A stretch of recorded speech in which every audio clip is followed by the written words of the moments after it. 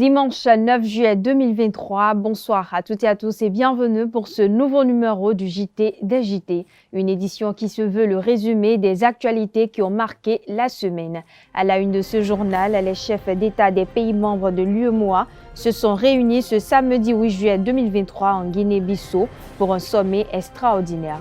Au cœur des échanges, les participants ont abordé l'adoption de réformes envisagées au sein de l'organisation. On en parle dans cette édition.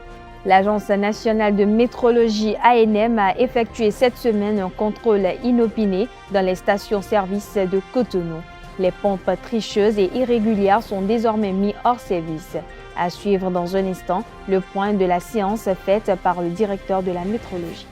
Les résultats de l'examen du BEPC session juin 2023 sont déjà proclamés. Le Bénin enregistre au total 69,21% de taux de réussite.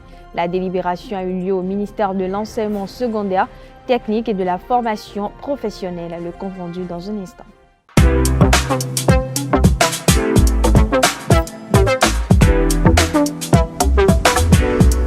Moi, je suis à ESAE et toi? Moi, je suis en administration des finances à ESAE. Moi, je suis en diplomatie et relations internationales à ESAE. Moi, je suis en journalisme à ESAE. Émission ici, c'est ESAE. Moi, je suis en communication marketing à ESAE. Moi, je suis en droit à ESAE. Moi, je suis en gestion des ressources humaines à ESAE. Moi, je suis en gestion des marchés publics à ESAE. Moi, je suis en administration du travail et de la sécurité sociale à ESAE. Moi, je suis en sciences économiques à ESAE. Moi, je suis en banque finance à ESAE. Moi, je suis en administration générale à ESAE. Moi, je suis en audit et contrôle de gestion à ESAE. Moi, je suis en sciences juridiques à ESAE. Moi, je suis en administration générale et territoriale à ESAE. Moi, je suis en transport logistique à ESAE. Moi, je suis en gestion des projets à ESAE. Rejoignez-moi, c'est la meilleure université. Nous sommes à ESAE. Rejoignez-nous. À ESAE, l'excellence a un nom.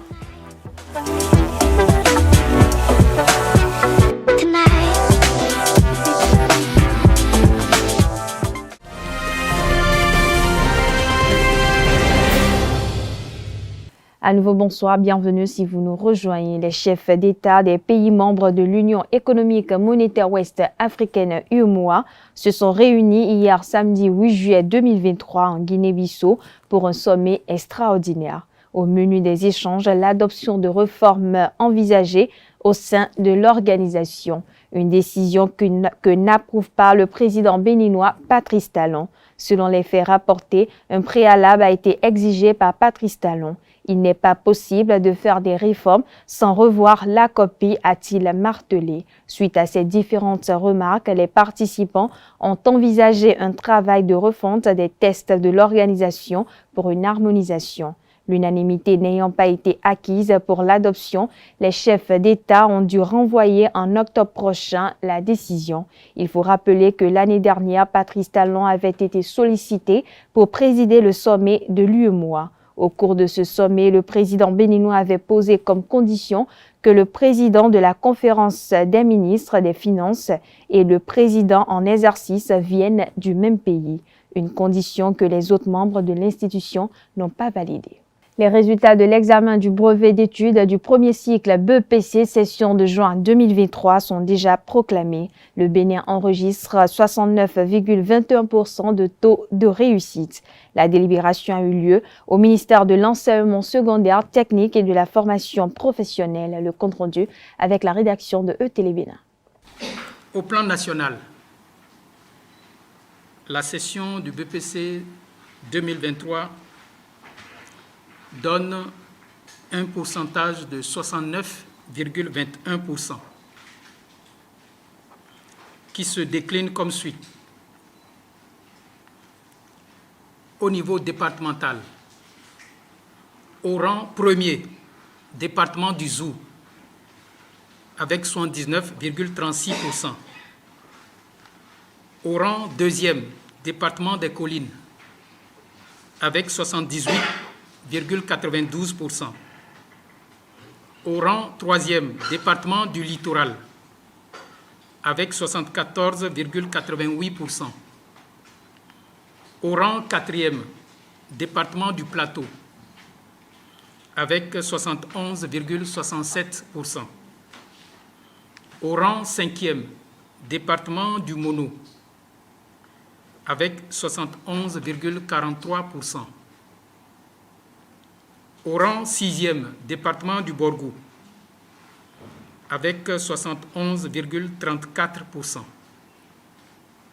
Au rang 7e, département du Koufo, avec 70,67%. Au rang 8e, département de l'Atakura, avec 68,29%. Au rang 9e, département de l'Atlantique, avec 66,02%. Au rang 10e, département de l'Ouémé, avec 64,71%. Au rang 11e, département de la Donga, avec 60,51%. Au rang 12e, département de l'Alibori, avec 54,90%. Le gouvernement béninois a décidé de la création d'une agence de recouvrement de la SBEE et de la SONEB. Une décision prise il y a 2 semaines au cours du traditionnel rendez-vous hebdomadaire du Conseil des ministres. De quoi retourne cette décision du gouvernement? Élément de réponse avec le porte-parole du gouvernement, Wilfried Léandre Rumbeji.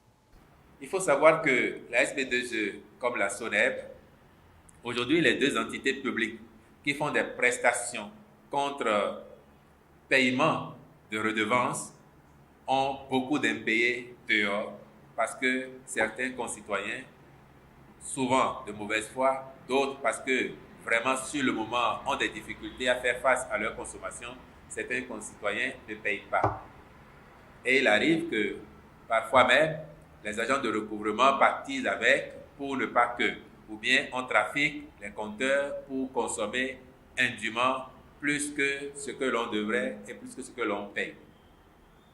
La volonté du gouvernement, en mettant en place cette agence, c'est de voler au secours de ces sociétés, donc de leur donner un bras opérationnel qui est la latitude, les prérogatives et les moyens pour ne s'occuper que de ça. Et c'est aussi pour faciliter davantage la tâche aux citoyens, aux consommateurs, parce qu'aujourd'hui, vous avez affaire à au moins 2 agents, l'un de la SB2E, l'un de la SONEB. Quand vous êtes dans le Grand Nokoué aujourd'hui, et peut-être demain à Parakou, où la société de gestion des déchets solides est à pied d'œuvre, lorsqu'elle va commencer dans quelques temps à délivrer ses factures, vous pourriez avoir encore affaire à un autre agent. Ce qui veut dire qu'à minima, vous aurez 3 différentes personnes qui arrivent chez vous pour 3 factures à payer. Vous aurez 3 courses à faire et ça se fait en des points différents. Si vous allez vous-même ou si vous envoyez quelqu'un payer à la SB2E, vous faites le déplacement. À la SONEB, vous faites le déplacement. À la GDS, vous ferez le déplacement.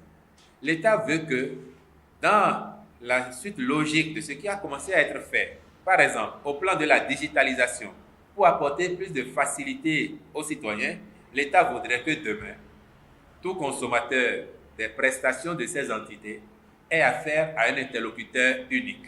De sorte que, si aujourd'hui vous dépensiez 1000 francs dans le déplacement, pour aller d'abord à la SBE, ensuite pour aller à la SONEB, que vous puissiez désormais avoir affaire à un seul interlocuteur pour faire toutes vos prestations. Peut-être même que ceux-là se déplaceront vers les maisons. Et ils vont centraliser les factures, les distribuer et vous aurez affaire à leur guichet. Je l'annonce au sommaire de cette édition, l'Agence nationale de métrologie ANM a effectué cette semaine un contrôle inopiné dans les stations-service de Cotonou. Un contrôle qui est dû au fait que certains distributeurs de carburant anarquent dans les stations-service sous prétexte de la cherté de l'essence informelle. Alerté, l'ANM veille au grain. Les images avec une équipe de la rédaction de la télévision nationale. Premier point de chute de cette équipe d'inspection, la station Benepetro située en face du commissariat central de Cotonou. L'agence de contrôle de qualité est à la manœuvre.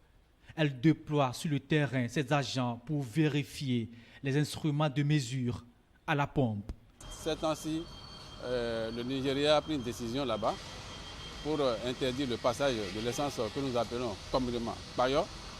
Donc nous avons noté qu'il y a une influence sur nos stations-service.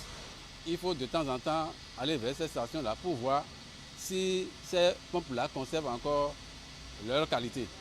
C'est pour cela qu'on a décidé de faire une visite inopinée au niveau des stations. Ici, plusieurs machines fonctionnent normalement. Par contre, d'autres ne répondent pas à la conformité selon les agents de contrôle de qualité. Dans le lot, on a découvert certaines pompes qui ne travaillent pas.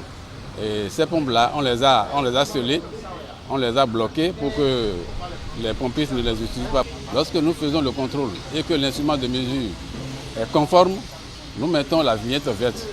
Lorsque l'instrument de mesure ne fonctionne pas, nous mettons la vignette rouge. Une descente inopinée de l'Agence nationale de normalisation, de métrologie et de contrôle qualité. Une opération fort appréciée par ses usagers. Le travail que vous faites est vraiment bon et droit. Si vous continuez dans ce sens, ceux qui nous servent du vent dans nos réservoirs cesseront ce mauvais comportement. L'agence de normalisation veille au grain. Elle veut surtout rassurer les usagers de ces différents points de distribution. Toujours dans le même registre, certaines stations de service au Bénin disposent de quantités insuffisantes d'essence. À ce problème, s'ajoute la qualité des stations-service.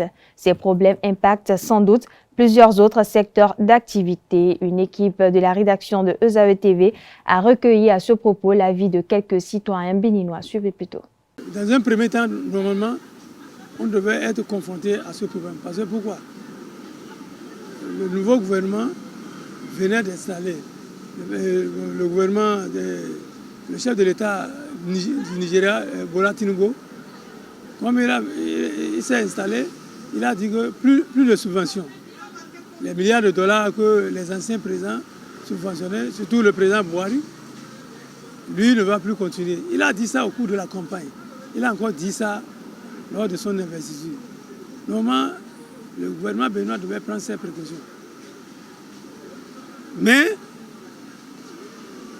après un mois, ça devait revenir à la normale. On ne devait plus aller à la station et manquer d'essence. Parce que le gouvernement ne peut pas dire qu'ils sont encore surpris. On sait que, premièrement, là, ils ont été surpris. Mais maintenant, ils doivent ravitailler les stations. On n'a pas un système de stockage des produits pétroliers aussi. Ou bien le nombre peut-être n'est pas suffisant, je ne sais pas. Moi, je ne suis pas dans le domaine, mais je trouve que normalement c'est le gouvernement. Le gouvernement, ils ont des cadres, ils ont toutes les compétences. Mais pourquoi il y a encore toujours ces problèmes-là? Pourquoi il y a pénurie? Pour nous, citoyens, nous disons, voilà des gens qui se nourrissaient aussi de la contrebande du Nigeria. Pour nous, les citoyens. Si ce n'est pas le cas, pourquoi on est venu là? Nigeria, maître Ouéry do Bénin. Minganje mede oboka iganje mede fo, iganje mede fo du me yan gbo donc lo na jayi do te. Le no yin bon le. Donc mais où est minganje awon li we. Awon li ka do problème de toto me, mi de ka souffrance me. Et ti mo to ga mi ton na sa diplomatie yo. Do on de ti do me la kwa do ebi kan. Ama diplomatie on le win de na ba. Bo na mo to ga tonton ben do kwa lo bon na ponte nous mi pede yo e we na ba. Nous avons dansé, crié qu'au Bénin, désormais, nous avons des stations partout.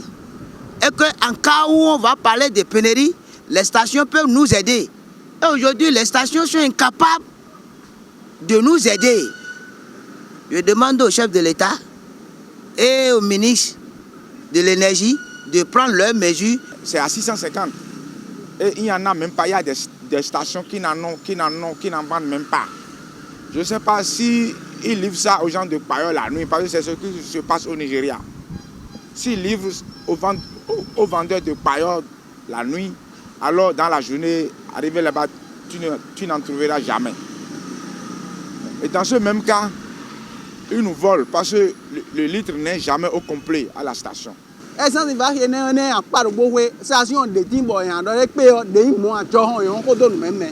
Il y a d'autres qui respectent la loi, mais il y a d'autres là, c'est de n'importe quoi. Et je me demande s'il y a des dirigeants des consommateurs qui travaillent. Le gouvernement doit prendre ses responsabilités. Talon est encore presque 3 ans devant lui pour bien faire, mieux faire. Qu'est-ce qu'ils font pour nos droits? Nous avions des devoirs et nous avions aussi des droits. Donc si on va nous voler encore de cette manière, l'État n'a qu'à sévir dur. Vraiment, je pense que le gouvernement, sur ce point-là, vraiment, doit encore apporter des corrections. C'est vrai, la politique est bonne, les stations et les mini-stations, elle est bonne, mais vous savez, c'est insuffisant. Au Bénin, des personnes vivant avec un handicap peuvent désormais accéder aux concours et tests de recrutement sans barrage de critères particuliers. À cet effet, un décret a été adopté en Conseil des ministres cette semaine. Pour en savoir davantage sur ce décret, suivez cet élément réalisé par l'ORTV. La reconnaissance d'un droit à cette frange de la population béninoise. L'accès à des personnes vivant avec un handicap aux concours et tests de recrutement dans les emplois salariés publics et privés au Bénin.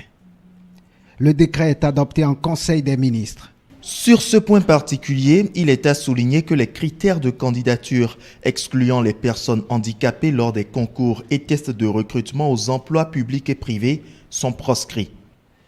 Ces critères restent encore vifs dans les mémoires de certains, notamment le président de Handisport, une association qui promeut le sport des personnes handicapées au Bénin. Au nombre de critères, il y a cette fameuse phrase-là où on nous dit être indemne de toute infection poliomyélitique ou en être définitivement guéri.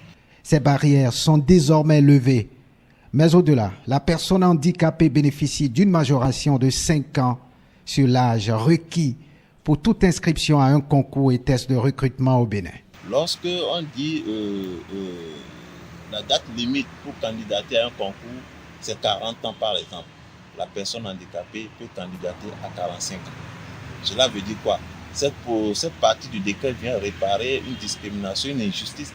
Le boulevard, jadis parsemé de barrières, empêchant l'intégration sociale des personnes handicapées au Bénin, est désormais libéré. 22 millions de francs CFA aux sinistrés de Soava. C'est le montant qu'apporte le gouvernement béninois en guise de soutien aux sinistrés du 17 février 2023 dans le village de Bessoton, commune de Soava.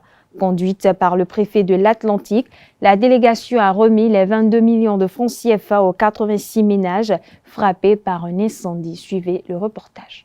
22 millions de francs CFA, c'est le montant total du soutien accordé par le gouvernement aux sinistrés du village de Bessoton, dans l'arrondissement d'Aomé-Lokpo, dans la commune de Soava, destiné à servir à l'acquisition de matériaux de construction, ce dont va permettre la réhabilitation de plusieurs maisons détruites.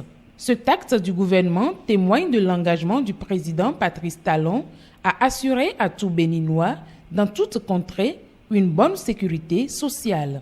Je voudrais au nom de la population dire un sincère merci au gouvernement du président Patrice Talon qui a vu juste d'accompagner les populations pour que les maisons soient reconstruites, pour que les populations puissent retrouver leurs activités quotidiennes. Sensible aux peines des populations sinistrées, le gouvernement a mis à disposition des ressources par le truchement du Fonds national de réponse aux catastrophes en vue de soulager les difficultés des sinistrés. Mesdames et messieurs, comme vous le constatez, la mise à disposition de matériaux de construction par le gouvernement témoigne combien il est préoccupé par le mieux-être de ces populations. Pour les récipiendaires, c'est un grand soulagement de savoir que le village de Bessoton va renaître de ses cendres. Ce don fait suite à l'incendie du vendredi 17 février 2023, ayant détruit environ une centaine de maisons. Le nouveau pont de Womé est un joyau applaudi par bon nombre de Béninois. Pourtant, certains usagers se plaignent des désagréments que cause ce nouveau pont à cause de la non-inauguration due aux différents travaux d'assainissement. Le constat de la situation avec la rédaction de Canal 3 Bénin. Voici la nouvelle infrastructure dont l'inauguration est tant attendue par les populations d'Abomey-Calavi. Un nouveau pont pour relier le quartier Womé à la route inter-État Cotonou-Lomé via le carrefour à Glouza dans l'arrondissement de Godomé. Comment on va te faire de bonnes choses et tu ne vas pas bien l'accueillir? Ça, c'est avec joie. Pour aller à Womé maintenant, on passe par l'autre voie avant d'aller là-bas. Donc, avec ça, c'est un peu bousculé pour nous. Donc, on n'a pas le... On est un peu pressé pour qu'il ouvre la voie pour nous. Doté d'une chaussée de 2 voies de circulation de 3,5 mètres chacune et de 2 trottoirs d'1,75 m chacun pour les piétons, le nouveau pont de Womé est érigé pour faciliter la mobilité des personnes et sécuriser usagers et riverains, autrefois contraints de traverser les bas-fonds avec les risques d'accidents de noyade fréquemment enregistrés sur le tronçon. Fruit de la détermination du gouvernement du président Patrice Talon, cette nouvelle infrastructure est un raccourci de plusieurs kilomètres pour les usagers. Il y avait constamment des cas de noyade et même des agressions étaient enregistrées. Mais aujourd'hui, nous sommes heureux de voir l'érection de ce nouveau pont. La situation avant était difficile, mais maintenant, présentement, ça a été décanté à une partie pour le moment. Et on souhaite que ça décante pour la totalité. D'ailleurs, traverser les bas-fonds pour aller à Womé, c'était un véritable parcours de combattants. On craignait pour nos vies et surtout pour celles de nos enfants. Les populations apprécient l'effort du gouvernement pour améliorer et sécuriser le transport des personnes et des biens. Mais elles déplorent l'absence d'ouvrages d'assainissement connexes à ce nouveau pont. Des défauts de construction qui, selon eux, seraient à la base des désagréments de plus en plus constatés depuis l'entame des travaux de construction.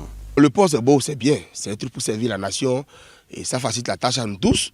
Mais les conséquences qui sont directement liées à ceux qui sont, qu'on appelle, dans la zone de ce pont-là, sont défavorables.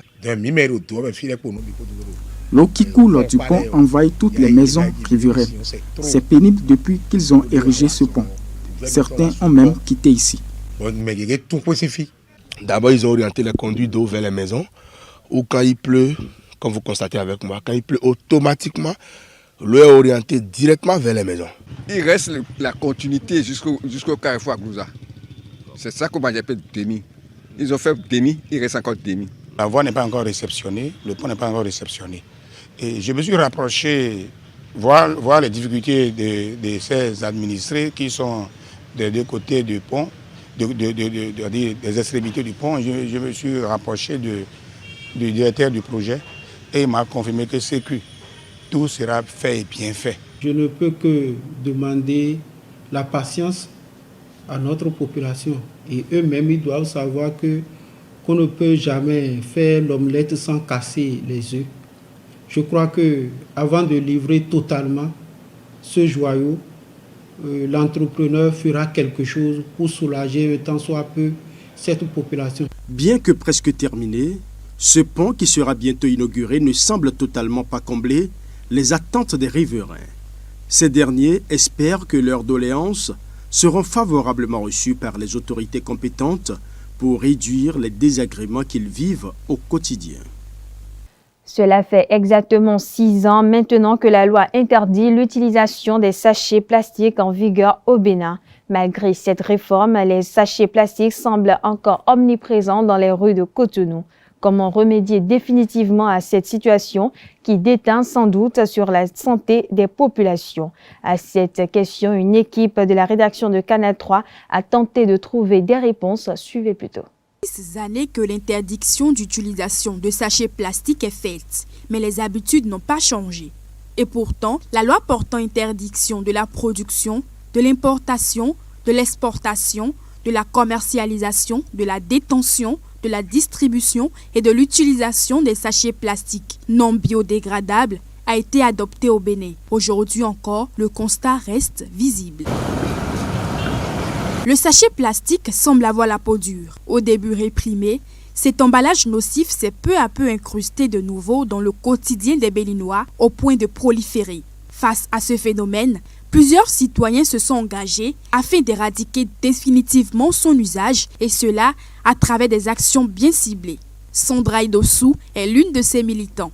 Pour elle, le bout du tunnel n'est pas encore proche. Comment se fait-il que depuis 5 ans, on a voté la loi, on a parlé, on a sensibilisé et pourtant on ferme les yeux sur les importateurs de sachets plastiques? Moi, à mon niveau, je sensibilise les populations. On va ramasser les déchets plastiques, on va dire à nos populations pourquoi est-ce qu'on ne doit plus utiliser de sachets plastiques. Mais ce que je fais à mon niveau, je suis essoufflée parce que tu parles et on ne voit pas le bout de ce combat parce que les populations comprennent. Hein? Mais la difficulté, c'est que les sachets sont tellement disponibles, on ne voit pas les alternatives et donc à la fin, les gens vous disent oui, on comprend, mais en attendant, on fait quoi? Comme elle, ils sont nombreux ceux qui croient que la lutte contre la pollution plastique menée jusqu'ici restera infructueuse si certaines mesures radicales ne sont pas prises. Oui, il faut qu'on frappe. Parce que si on ne frappe pas, on ne va pas décourager certaines personnes. L'autre chose, c'est que nos frontières, elles sont poreuses. Les pays d'à côté, le géant de l'Est, produit à des usines qui produisent le sachet plastique. Alors, qu'est-ce qu'on fait pour protéger notre frontière, pour empêcher la pénétration de ces produits? On me dira que parfois, qu'il y en a qui font rentrer le produit de façon pas trop grande, enfin 10 kg de sachets enfouis sous les sièges. Je suis d'accord avec ça, que nos frontières vraiment soient mieux protégées et qu'on donne les moyens à nos forces de sécurité, qu'on associe la police à cela, qu'on associe aussi la police environnementale à cette lutte. Et je suis sûr qu'on peut arriver à bout et aussi qu'on applique de façon rigoureuse cette loi qu'on s'est donnée depuis 2017. Fermer nos portes aux sachets plastiques, oui. Mais dans quoi emballerions-nous nos aliments et autres? Une préoccupation du gouvernement. Le mois de juin étant le mois de l'environnement, des séances d'échange sont organisées afin de réfléchir aux solutions contre la pollution plastique. Les solutions à la pollution plastique, le gouvernement béninois a déjà anticipé en prenant une loi, la loi 2017, portant interdiction des sachets plastiques non biodégradables en République du Bénin. Nous avons fait la promotion des alternatives, des sacs réutilisables. On a recruté des ONG qui fabriquent, qui produisent des feuilles végétales et qui les traitent en remplacement aux emballages. Et au niveau de ce mois, certaines ONG qui travaillent sur le traitement des feuilles végétales vont impacter certaines localités comme Sémé, à titre pilote bien sûr, et Togben et Dangbo, pour apprendre aux communautés comment on revient à l'ancienne méthode pour que les aliments soient emballés dans les feuilles végétales appropriées. Menace présente partout dans le monde, la pollution plastique est d'ailleurs le phénomène sur lequel les réflexions sont portées. Ceci dans le cadre de la Journée mondiale de l'environnement, célébrée chaque 5 juin pour conscientiser sur son élimination. Pour sa première participation aux Jeux universitaires du Bénin, l'université SGIS sort perdante de la finale de la zone 4 face à ESAE Gbedjgomende. Séverin Danra, entraîneur de SGIS, fait le bilan de la participation de son équipe. Des propos recueillis par ESAE TV. Mon appréciation elle est bonne, mon point de vue, parce que nous c'est SGIS, une équipe qui a sa première participation. Aujourd'hui, se retrouve en finale de cette compétition. C'est de bon augure. Après, je suis satisfait de mes joueurs, même si on perd la finale. Le but, c'était pas vraiment d'aller en finale, mais la finale, c'était pour nous un bonus. C'est arrivé à la force des choses et à l'effort des jeunes. Donc déjà, je les félicite et je les remercie pour ce beau parcours. Déjà une belle organisation. Le plus important, c'est que le tournoi qui débute, il est aussi à sa fin. Et ce qui est arrivé ce soir. Après moi, la seule observation que j'ai, c'est que prochainement on puisse avoir des espaces beaucoup mieux pour faciliter le jeu. On parle société dans ce journal. Les vacances constituent une période d'arrêt des activités scolaires et universitaires pour les apprenants. Force est de constater que pendant ces périodes, les enfants sont envoyés chez des parents, des amis ou même des proches pour changer d'environnement. Mais est-ce un bon comportement? Quels sont ses effets et conséquences sur les enfants? Interrogés, quelques citoyens rencontrés dans la ville de Cotonou en parlent. Des propos recueillis par la rédaction de ESAE TV. Hier, je pouvais envoyer mes enfants vers mon frère, même père, même mère, vers ma soeur, même père, même mère, vers un oncle qui a besoin peut-être de mes enfants pour vacances, tant. Mais quand les enfants vont en vacances de l'autre côté, ils étaient pris en charge totalement, pas chez qui ils étaient. Et il y avait une éducation, puisque que ces gens-là imprimaient à nos enfants. Ces gens aujourd'hui, vraiment c'est la catastrophe. Pour moi, les vacances sont une très bonne chose. Et on grandit. Bon, Villers, il y a mais tout est légal. Assis tout est noé. Allo, assis, allo, tout est non tout est lé. Alors, assis tout est non lé. Puis tout est rien à y gagner. Bon, moi, avec nous, bon, Villers, nous disons tchon. Bon, nous, il y a un couteau de fika, mais maman, quoi. Il y a donc, et notre A, file, ouais, jotin, file, ouais, jotin, mais tu l'es ton. Toi, tu peux filer, ouais, cosy. Bon, il y a un tourne, gégé d'autant. Et non, il est, on a eu 7 ans. Bon, les nous, pour bon, il non c'est. Mais au gléto, il non a toro d'arro, miton les mains. Mais là, toro d'arro, miton les mains, il gléto, miton les mains. Mais non, nous vivons. Il y a beaucoup de dangers en ça, envoyer les enfants en vacances parce que les enfants ont vécu avec vous, les parents, jour et nuit, pendant toute une année. Et là où ils veulent aller en vacances, c'est que vous avez deuil sur la situation de vie. Ce que vous avez vu peut-être il y a 3 mois ou 1 an, vous envoyez les enfants là-bas pour dire que voilà, ces enfants veulent aller en vacances, que les petits-enfants vont en vacances et aller faire une vie avec les autres. Parfois, quand ces enfants reviennent, ils viennent avec des caprices, avec des choses qu'ils n'ont jamais eues. Et je crois que c'est une très bonne chose de déplacer les enfants pour aller en vacances. D'abord, ils quittent leur milieu scolaire, ils vont vers les autres, ils apprennent comment vivent les autres, ce qui se passe ailleurs. C'est très avantageux pour les enfants. Regardez aujourd'hui, quand on dit beaucoup de gens sont rentrés dans la cybercriminalité, les féticheurs font ci, fait ça, et tu as ces gens de personnes dans ta famille qui sont cybercriminels, qui ont d'argent, et tu veux envoyer tes enfants là-bas, tu as des féticheurs qui font des choses indélicates pour les cybercriminels. Mais vous voulez dire que les enfants aillent en vacances là pour avoir quelle moralité? Alors là, je ne partage pas les vacances de quelques jours. Aujourd'hui, là, nous avons peur d'amener nos enfants en vacances compte tenu de l'encadrement. C'est l'encadrement qui n'existe plus. 2, si tu envoies un enfant aujourd'hui en vacances, il faut lui augmenter, il faut lui donner quelque chose dans la main pour qu'il aille chez qui il va. Sans ça, ton enfant va déchirer. Tout ça là réuni, nous disons, il vaut mieux que nous gardons nos enfants sur nous-mêmes, avec l'éducation que nous leur donnons. Ainsi, il n'y aura plus de peur pour parents. Nous avons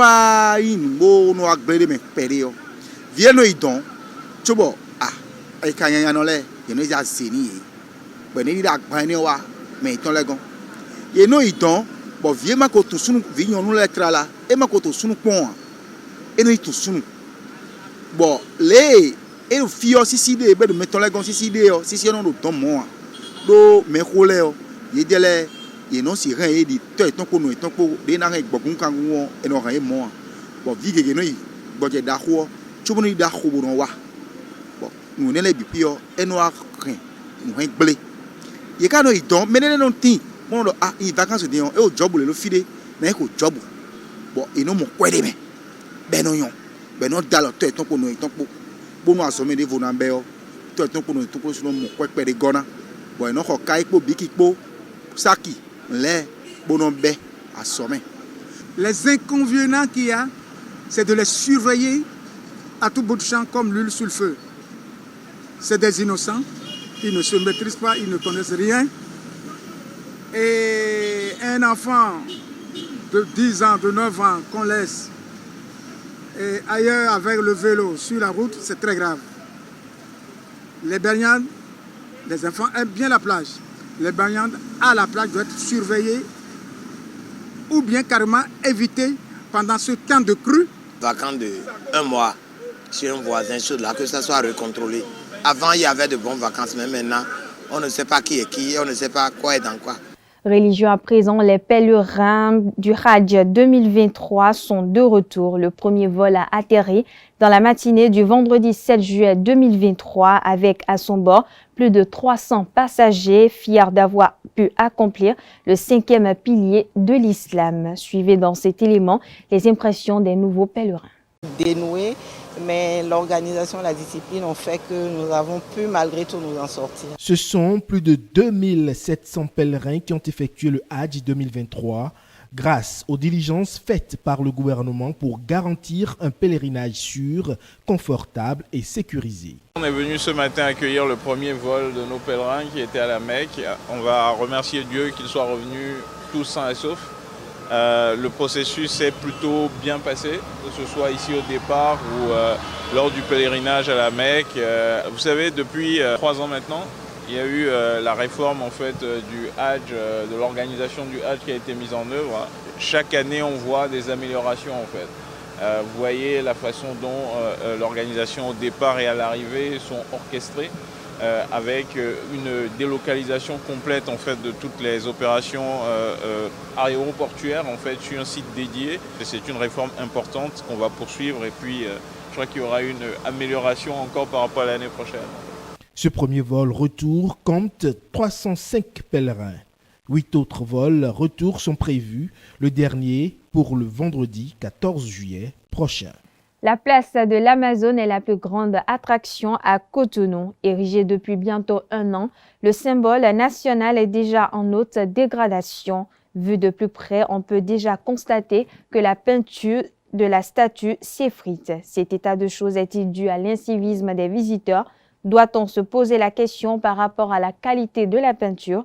Pour trouver des réponses à ces interrogations, quelques visiteurs rencontrés sur le site se sont confiés à une équipe de la rédaction de Canal 3 Bénin. Nous sommes à la place de l'Amazone cet après-midi. Les visiteurs viennent comme à leur habitude. Soudainement, un groupe de petits enfants nous envahit.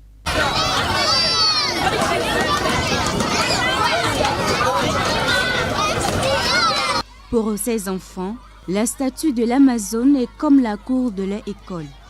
Les uns sautent, d'autres ont pris la statue comme une balançoire. Bref, on peut lire la joie sur l'expression de leur visage. Ils montent et descendent. Comme ces enfants innocents, bien d'autres visiteurs adoptent des comportements malsains qui endommagent déjà la statue. Un incivisme notoire qui s'observe de temps à autre et surtout en week-end et qui engendre une dégradation avancée de l'enveloppe de l'Amazone. Moi, je pense que c'est dû au fait que, y a certaines personnes qui viennent et pour faire des photos, elles montent sur la statue, elles vont même jusqu'à un niveau donné, elles s'asseyent dessus. Donc, selon le type de chaussures qu'on porte et si chaque jour, à peu près 20-30 personnes doivent monter sur la statue comme ça, il y a de quoi que ça laisse des traces, que ça se garde vite.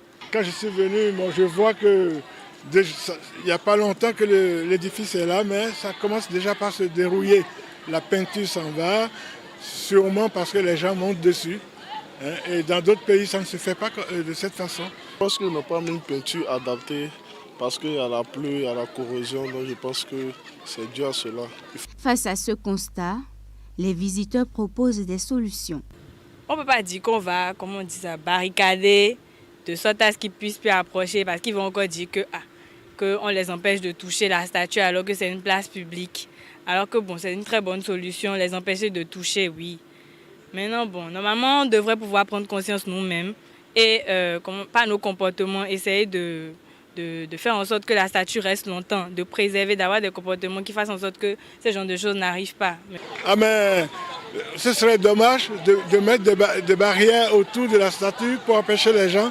Donc c'est en fonction de la civilité des visiteurs que la statue sera maintenue en forme. La solution, c'est d'envoyer des experts pour essayer de voir la cause. Parce que nous disons sans preuve, sans quoi... D'abord, on doit pouvoir engager des gens pour l'entretien. Donc, et leur donner des directives à suivre par rapport à l'entretien de la statue. La statue de l'Amazone incarne un personnage imposant, fabriqué en structure métallique avec une enveloppe en bronze de 30 mètres de hauteur. Il mérite bel et bien des visites, mais des visiteurs un peu disciplinés. Sport à présent, la Fédération béninoise de handball a offert le vendredi 7 juillet 2023 500 ballons de handball au ministère des Sports pour l'animation des classes sportives. La cérémonie de remise de dons s'est déroulée dans la salle de conférence du ministère des Sports. Je vous invite à suivre à ce propos le reportage proposé par ESAE TV.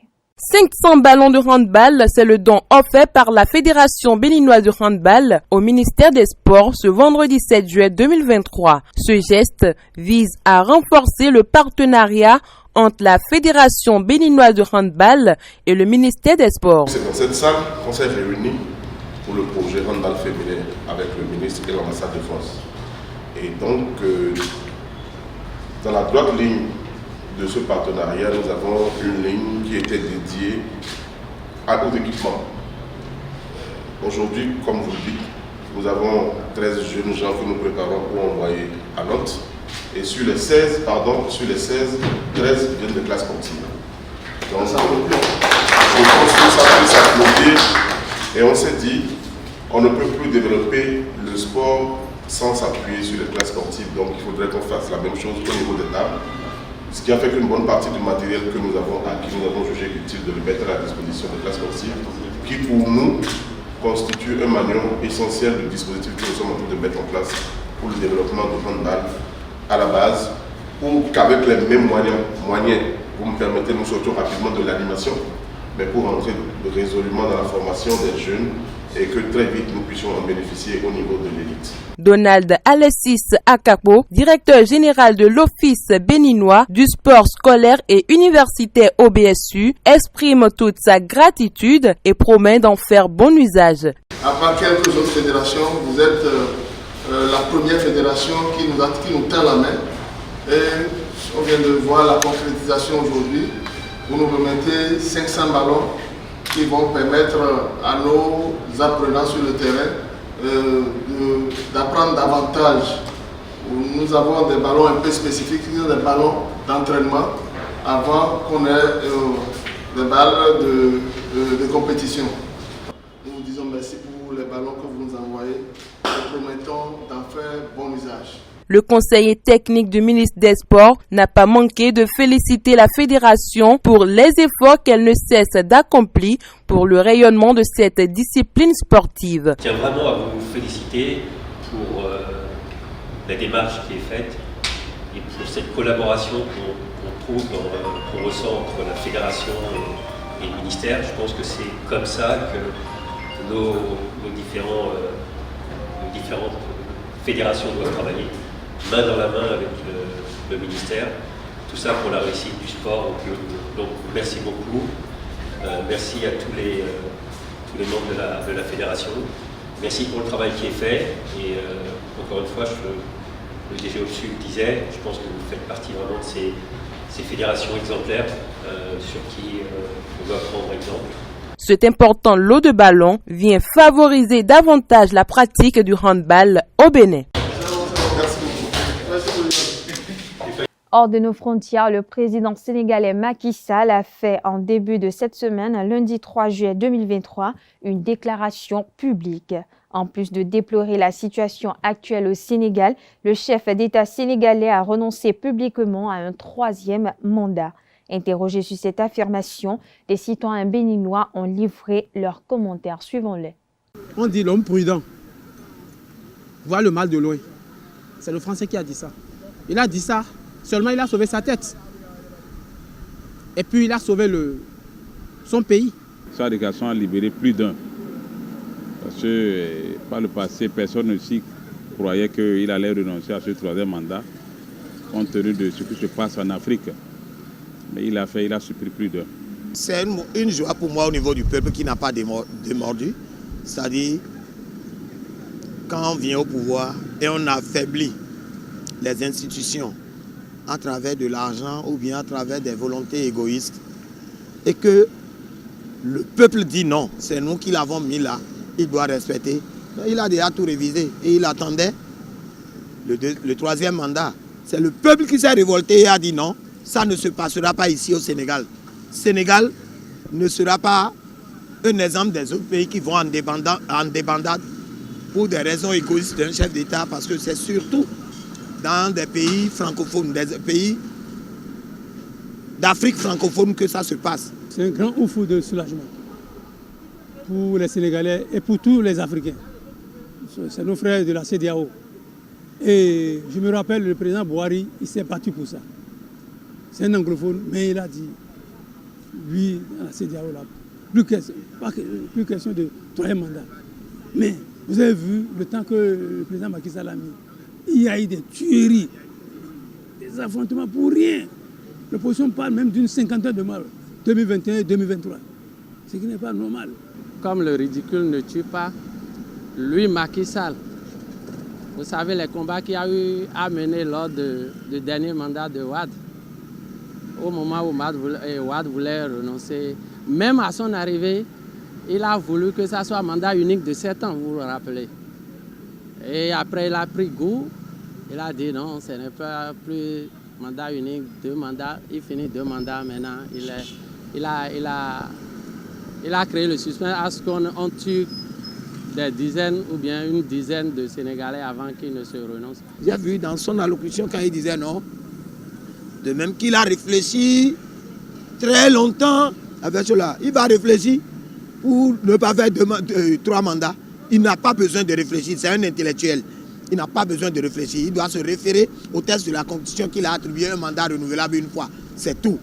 Mais dire que c'est ceci, non, il ne m'a pas bluffé moi. Il n'a rien fait. Il est obligé d'obtempérer à la voix du peuple. S'il disait qu'il va faire le 3e mandat, la journée, la nuit d'hier à ce matin, vous sentirez comment le Sénégal est. Ce serait plus que la France qui est en train de prendre feu. Vraiment, l'Afrique, nous avions trop de problèmes. Et ce sont les Africains même qui créent ces problèmes-là. Sinon, tu sais que la chose n'est pas à faire. Et tu as tenté. Et il y a maintenant des pertes en vie humaine.